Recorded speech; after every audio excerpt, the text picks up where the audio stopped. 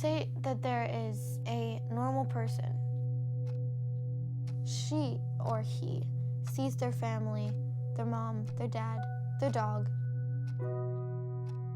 My perspective of family, I live with my mom and my stepdad. My other brother lives with me. My dad hates my mom. My older brother hates my mom, and I can't see either of them. It's not fair that any family goes through this. It breaks up your family, makes life harder, and you just don't see the world the same.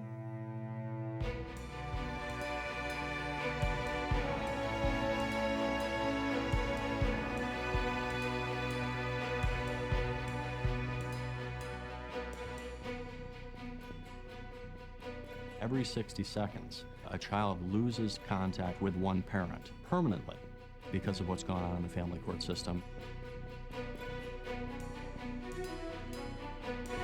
One parent gets to be a parent, and the other gets to be, at best, a visitor, and at worst, completely erased.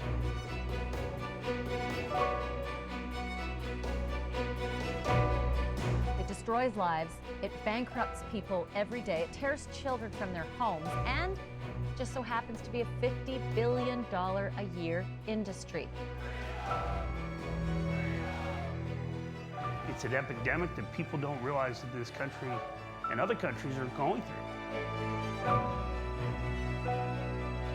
Nobody wants to talk about it until it happens to you. This isn't a father's rights issue. It's not a mother's rights issue. It's a human right issue.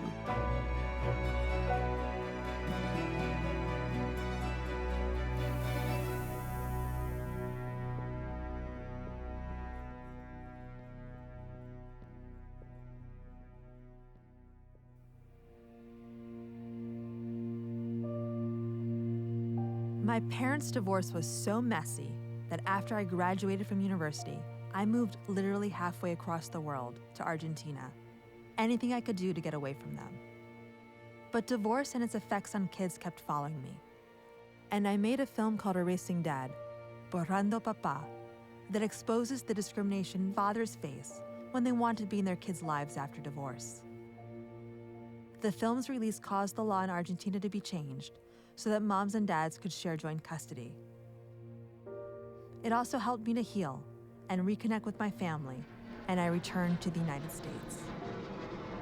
I wanted to make a follow-up film, and after a post on Facebook, my inbox was flooded with desperate pleas for help. Why were all these families reaching out to me, a filmmaker? Why were the family courts unable to help them? I decided to tell the stories of the ignored victims of family court, the children. I was only 5 years old. One day we're all good, we're all happy, and then the next is like, oh, my dad's no longer in the picture. I didn't really know what was happening at the time. My first memory that I have is my parents fighting. I have more bad memories than good memories. The day my dad moved out was extremely hard. I was crying all the time.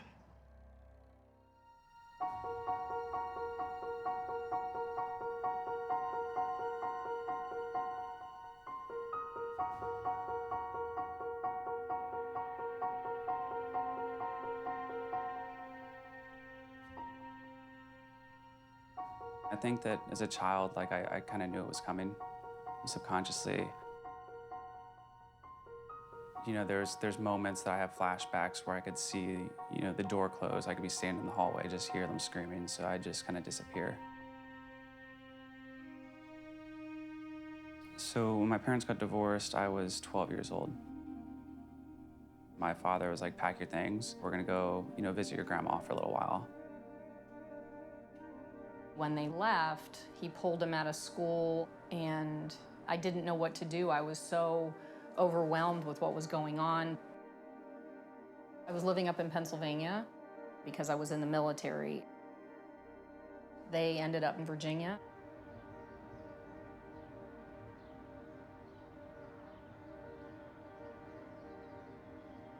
Karen, my stepmom, I also call her mom.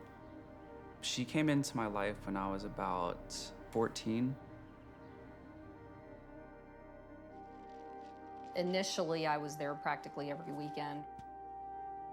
So the visits started to decrease every month, and then I was stopped. Sometimes it was because the children would call me and say they didn't want to come. Sometimes I would get an email saying, well, the kids don't want to see you this weekend. It was signed by my ex, but it sounded like his wife. I was just so confused. It really felt like she didn't want anything to do with me. I can't even really answer why the whole thing happened.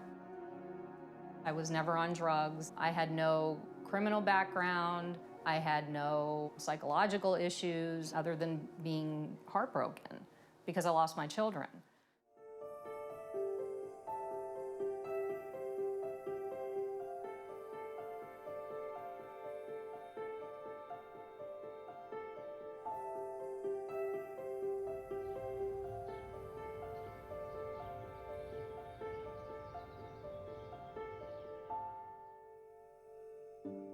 Me and my older brother had a really good relationship most of our lives. And we would play video games together, and everything was normal, like a normal sibling. My older son always looked up to his father. My ex-husband and I separated, and at that time, my son realized that if he didn't side with his father, likely he wouldn't have his father in his life. So he had to choose mom or dad. And I think it was a survival mechanism, and he chose his father.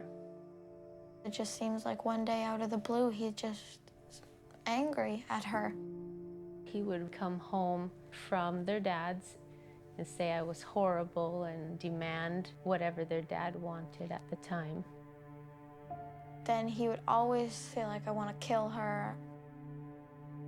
That wasn't my son, but he was being so influenced that that's how he had to act towards me. Oftentimes she just starts crying on my shoulder, but I don't know how to help her.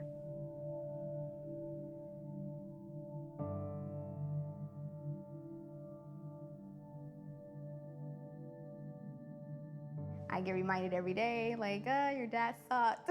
My dad and my stepmom sat me down and discussed with me how awful of a person my mom was. I don't think my mom wanted me to have any contact with my father. Growing up, I learned to hate him. As I got older, my dad said, you owe your loyalties to me because I've been here for you and your mom hasn't, and your mom left you. It's a constant reminder because I am my father's child, so.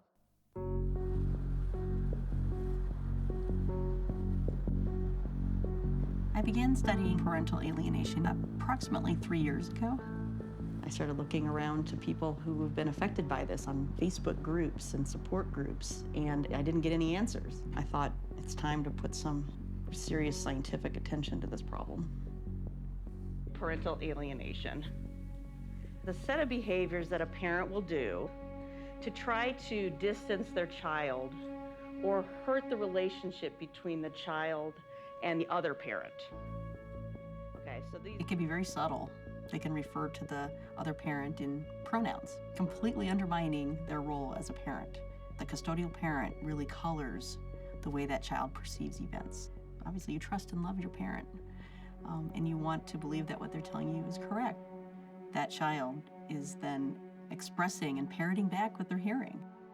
How many of you have had it happen to you? Just by a show of hands. That's about, I'd say about 40%. I ask this of every class that I teach. It's heartbreaking to me to see how many of you are dealing with this. I was trying to estimate the scope of the problem, and we conducted a poll in order to do that. 13% of these adults reported feeling alienated from one or more of their children, and what that comes out to is over 22 million American adults are feeling like they are being alienated from their children.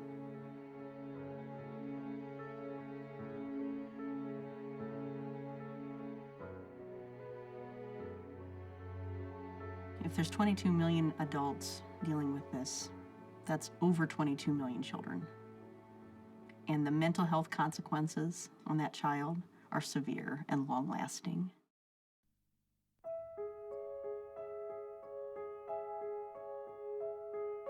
I therefore find that X is an alienated child and that he has been alienated from his mother by the words, actions, and behavior of his father. The Child Custody and Access Report found that Brandon was alienated.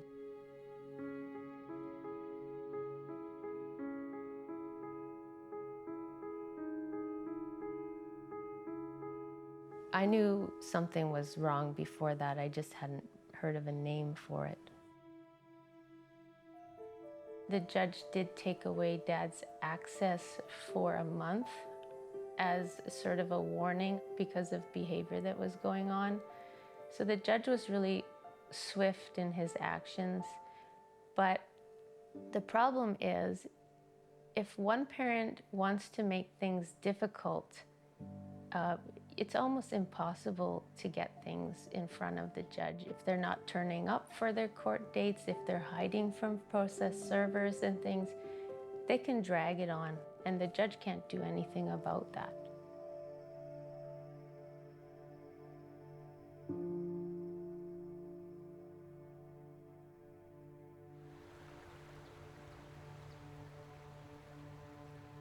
I've went to about 4 counselors. The counselor, he asked us to draw a picture of how we felt. I drew a house split in half with Brandon and my dad on one side and me, my middle brother, and my mom on the other side. And it was just cut in half.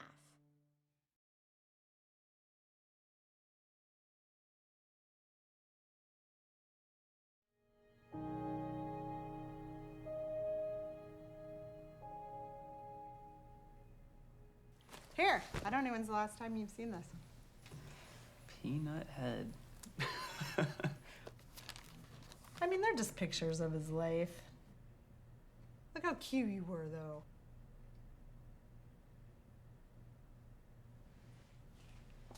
I should give this to you. We had a good 4 years where we were just extremely nasty to each other. It was almost like this enmeshed situation through divorce where it was like team mom or team family in Virginia. My family started asking me about the divorce and my choice.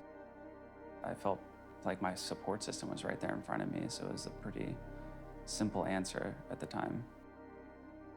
You can always look back at a situation and say, oh, I probably could have done this and, you know, been a little nicer about it or welcomed her more, but had better conversations. But no, I think she despaired on her own.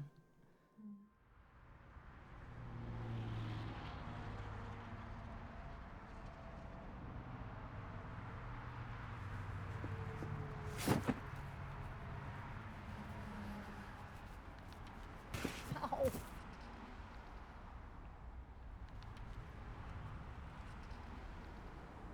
This is a transcript of when I went to pick my kids up. I rolled down the window, asked Rick if the kids are going to get in the car. And he said, that is up to the kids. They can decide what to do.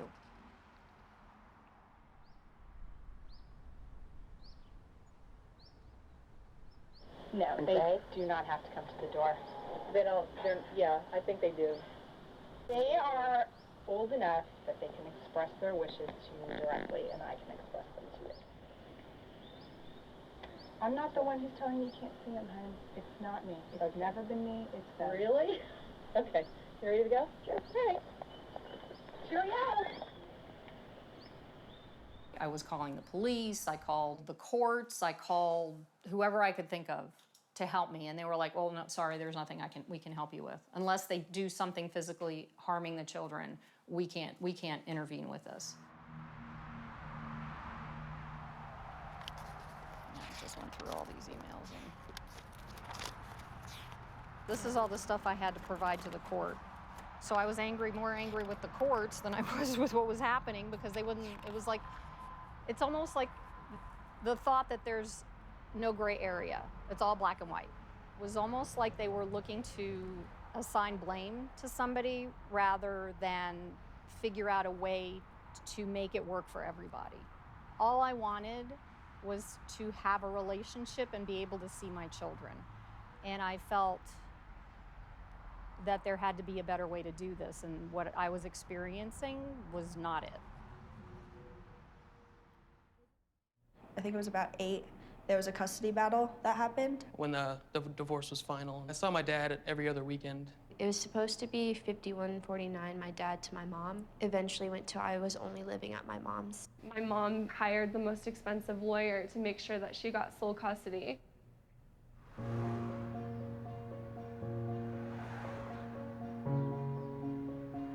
The family court system is mandated to work in the best interest of the children. But what actually goes on behind the closed doors of family court? If you watch any of the law shows, you come in today and you're in court tomorrow. That's not how it works. You're talking usually 6, 8, 12 months down the road. And during that period of time, it's very traumatic for children. Too many cases, not enough judges. I was responsible for over 1,000 cases. Some days I would have 15, 20 hearings. That you were in fear of imminent serious bodily harm. Isn't that true? Family court really sets the stage for conflict because that is the nature of the legal process. It's adversarial. If a parent is angry, I want the parent to continue talking, even though what is being said is not relevant. You always have to listen. Mr. DeHaven, please make sure the questions are clear and don't ask redundant questions. If you have a parent who has mental health issues, control issues, that person can keep coming back to court. Even if a person cries wolf, wolf 4, 5, 6 times. In criminal court, the state has to pass certain tests to file charges, but not so in family court. One parent can bring the other parent back to court for something as serious as domestic violence or as petty as not liking the food they feed their child. Family court doesn't have to find a parent guilty of a crime, only that the other parent is the better parent. So evidence standards are much looser in family court than in criminal court.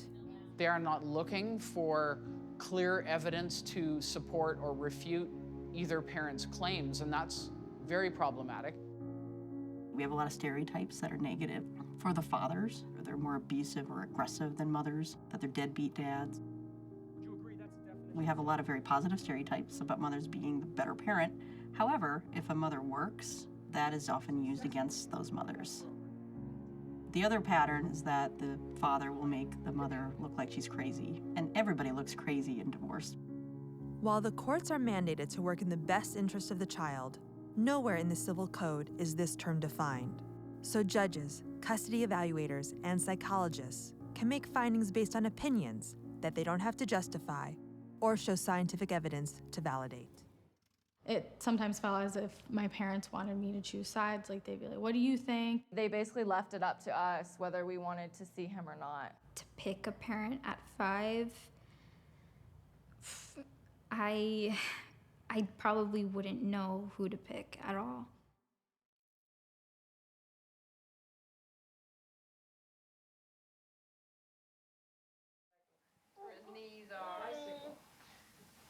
Oh, yeah. That was it. Mom. Where's Shane? Go away. I found out that Brian was adopted by Karen, I believe, through an email. Ooh, okay. I was angry and heartbroken. Is that when you adopt somebody, everything about the person disappears and it all starts over? I think she was like much more like making a bigger deal than I was. She was really excited and felt like she was like pretty nervous, or maybe a little nervous to ask me. So on it says certificate of birth. Like, I gave birth to you on this day. That's how this is written. Like, it wipes everything else out before that, and now this is your legal document. So if anybody searched your birth, this is what they would see. They would see that I am now on your birth certificate as if I gave birth to you. To me, Karen was mom, and it was important to her. It's like that never happened, and this did. Yeah, it's an interesting way to make things happen, yeah. Right? Yeah. I really didn't even think about Caroline at the time.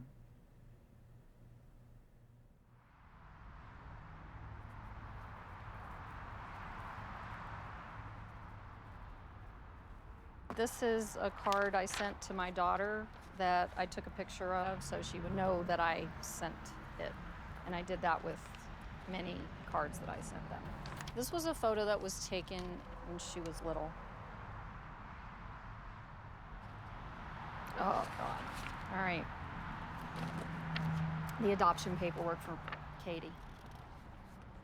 I received an email from Karen saying that Katie wanted to be adopted also.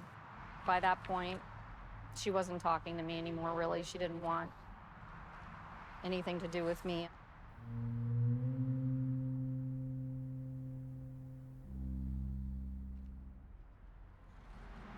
It just says who we are and my consent to the adoption. How do you feel when you read that? Not good.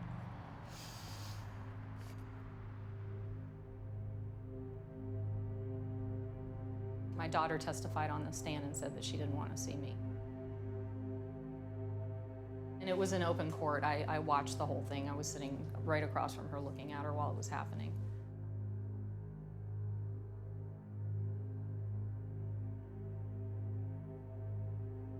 As soon as society and the legal system starts to ask a child, who should you choose to live with? Who would you like to live with? Then right away, they are asking a child to make a choice about who's a better parent.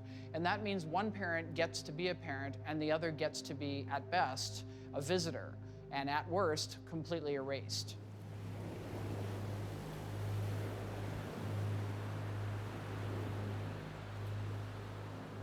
Like, I would just say it's just easier to not talk to her, and it was just such an easy decision. And in reality, there's no way that a decision like that could have been easy. So in turn, that's how I started building my walls. They're like screw you walls, like no one's getting in here. As a kid, we just don't want the stress of having to figure all this out. I think the parents a lot of times aren't even conscious of the conflict they're creating for the child or the way they're manipulating them. One of the concerns when you interview a child is they come into a stranger's office in an uncomfortable setting. They've been brought here by one or the other parent. The other one's sitting out there. They feel incredibly conflicted. And so I don't know that we get accurate information from children when they come in. I just want to see my mom. Sophie, do you want to go see your daddy? Can you tell me why? Because I don't.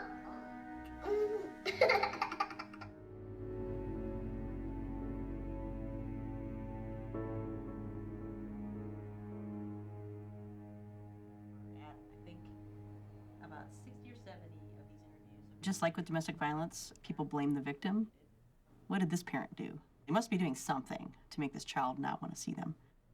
It shows an ignorance of what human development is like and the power that a parent has in that child's life and how they perceive the world. This child has been brainwashed. They hate that parent, or they inherently don't trust them. They don't like them, and they don't have a good reason for it.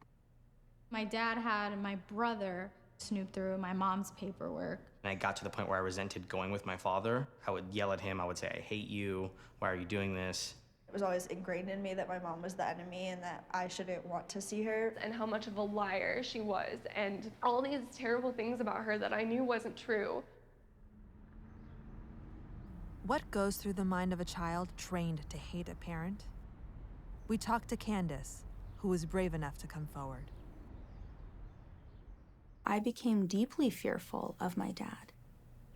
Iranian culture is not exactly popular in the United States, and my mom showed me that film Not Without My Daughter. We're not going back, we're staying here. I want us to live in Iran. And told me this is what your dad's culture is. They're all kidnappers, they want to steal children and hurt women. She really wanted to erase our identity. It was really a very slow process of conditioning me into accepting statements that I otherwise would not have believed. My dad would go to hug me and I would reject him. And I confronted him every chance I got to scream and yell at him about why he was a bad person, why his culture was so bad, and rejecting everything that made him him. When I was at his house, when he would manage to get visitation, I would go through his papers. I knew what I needed to do when I was around his information, and that was to steal it and give it to my mom so she could get him fired and this and that. And that's what she would do. She would call these companies and make accusations pertaining to his national origin. That's one of the hardest things, because there was a lot of abuse in my house growing up with my mom, and those scars are there, but the scars of guilt are just as powerful. And I can't take it back. I can't get time back. And no matter how many times I tell myself or someone else tells me that there was nothing I could do, that I was going to be powerless to this campaign of denigration, and thinking, I need to tell somebody. And the thought that would always stop me is, who's gonna listen? They don't listen to my dad, he's an adult. Who's gonna listen to a 10-year-old? And then what's gonna happen to me? They're not gonna give me to my dad. And I don't even know that I know him anymore. What if some of the stuff my mom says is true? What if I'm wrong? I'm just a kid.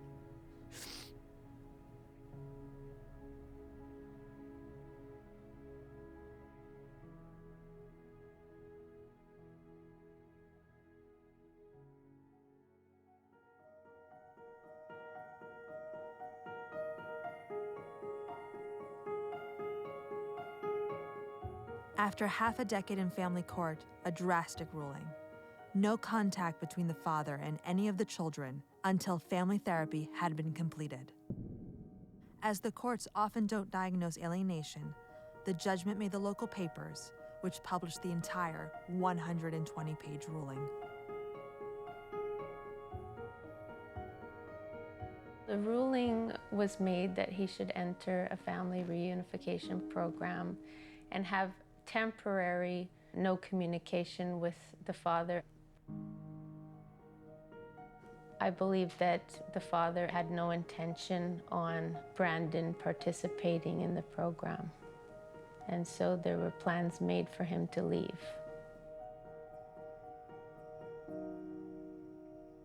We get a phone call. He's in England. After the ruling, Brandon ran away from home at age 16. His father claimed he didn't know where he was, but he was given money and a passport and resurfaced in a family friend's home in the UK, his father's birthplace.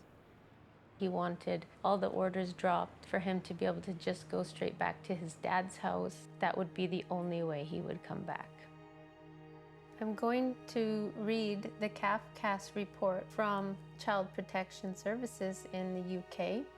Brandon said nothing that helped in my understanding of what has caused the breakdown of his relationship with his mother.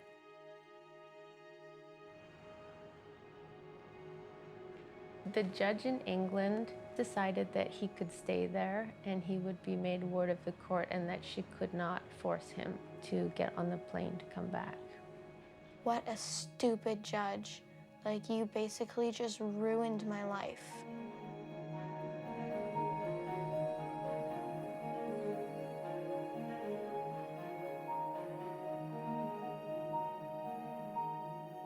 It is just like a death. You completely lose your child, but it never ends. It's like walking around with a knife in your heart and it just keeps getting twisted.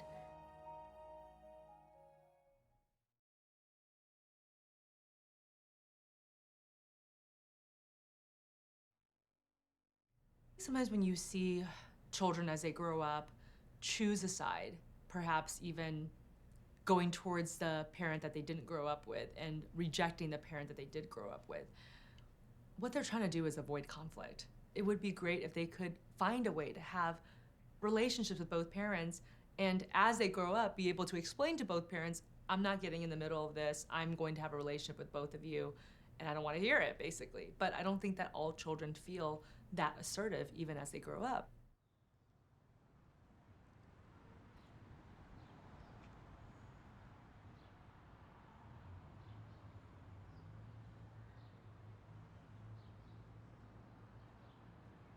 After a decade together, Brian's dad, Rick, and his stepmom, Karen, divorced. Once again, Brian found himself torn between two parents.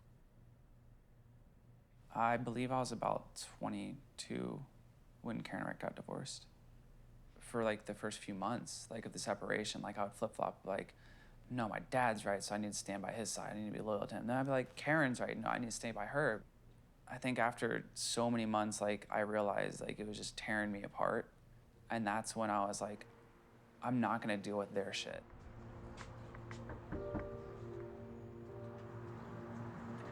Hey, baby, how are you? I think that's probably why like I was able to have that relationship with Caroline as well. It's like I could choose this route of what some people call loyalty, or I could choose the route of having my own independent relationships. Guess who that is? It's a good-looking kid. Yeah. So I'm guessing me. Now that we do have a relationship, I look to try to find some of those good memories, and it's been exceedingly difficult. Seeing these, I feel like I don't remember any of them. It had nothing to do with you. I wanted to get down there, and there were times where your dad and Karen would tell me that either you didn't want me to come down or you had stuff going on. I wasn't able to force myself in there because they wouldn't let me. I think that where I sit as like the child, I wanted you there to have someone nearby, knowing that I could go there when I was ready to. You know, does that make sense? Yeah, I didn't know that you felt that way. I didn't think you wanted me there. I can understand what you're saying. And I get it. I mean, you have to, as an adult, you're thinking about like taking care of yourself and trying to figure it out and move on. It's like, how far do you push?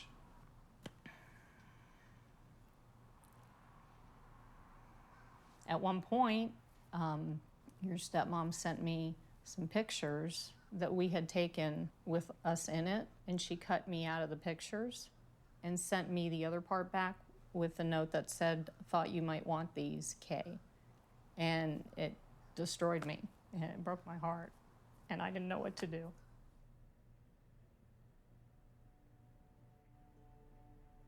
It's not like I cut her out of him, because obviously in the photo album there's lots of pictures of her. The people that I was with were just like, oh, we'll just throw them away. And I was like, no, that's kind of weird. Like, I'm just gonna send them back to her.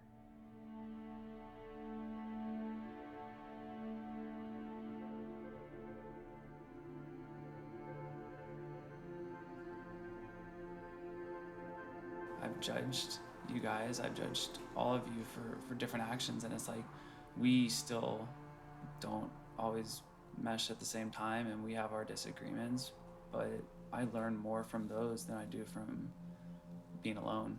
And I don't like that more than having to go through it and just forgive and move on.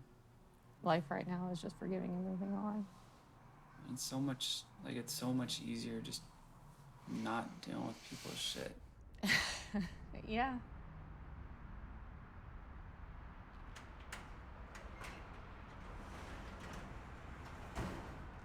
I don't know if I ever had a desire to win, because I didn't feel like I ever could. But I did have a desire at some point to be right. All that stuff doesn't matter anymore. What matters is where we're at right now.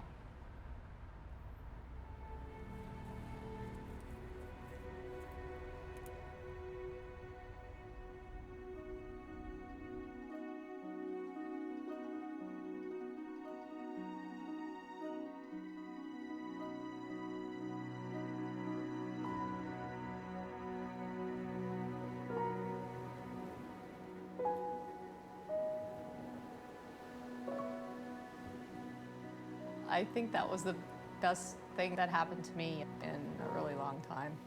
Hearing you call me Mom.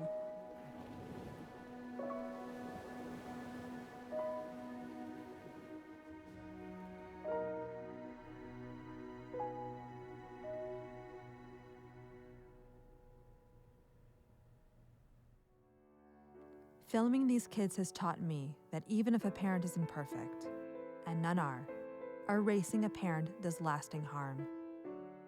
We need to stop assigning blame and start helping parents to be in their kids' lives. It has been 8 months since I've seen my children. It's been over 4 years since I've been able to hug them, hold their hand, or take their picture. I haven't seen my sisters for 4.5 years. I haven't seen my daughters for more than 5 years. I haven't seen you in almost 2 years. My son here, who's 3 years old, has not been able to meet his 2 other siblings. So They went to me when I was a baby. We wanted to tell you how much we miss you. I want to let him know how much his dad loves him. I just wanted to share some of the pain that I felt. Te extraño mucho. I love them, and I'm here for them. We were best friends. Je t'aime beaucoup. I want you to come home. And I want to just see your smile again. And I'm sad to say I'm an erased mommy. I'm an erased dad. I'm an erased sister. And I do believe that one day we will reunite.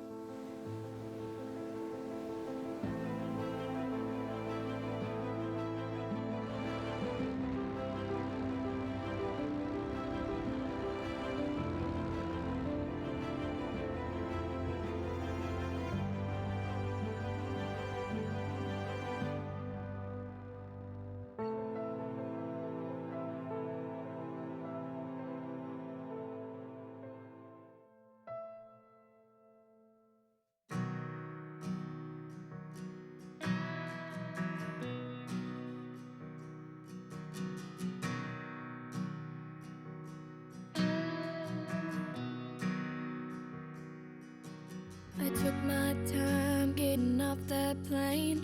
Thought to myself, is this a good idea or just insane?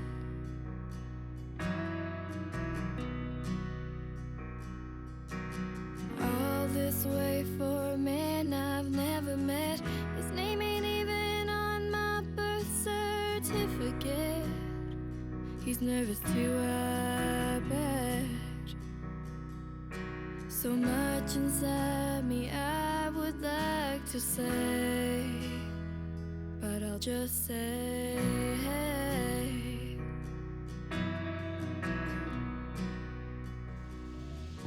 standing in this baggage zone, I couldn't feel any more alone. Is this the way she felt the last 18 thinking I chose not to be around? I had no idea until she found me,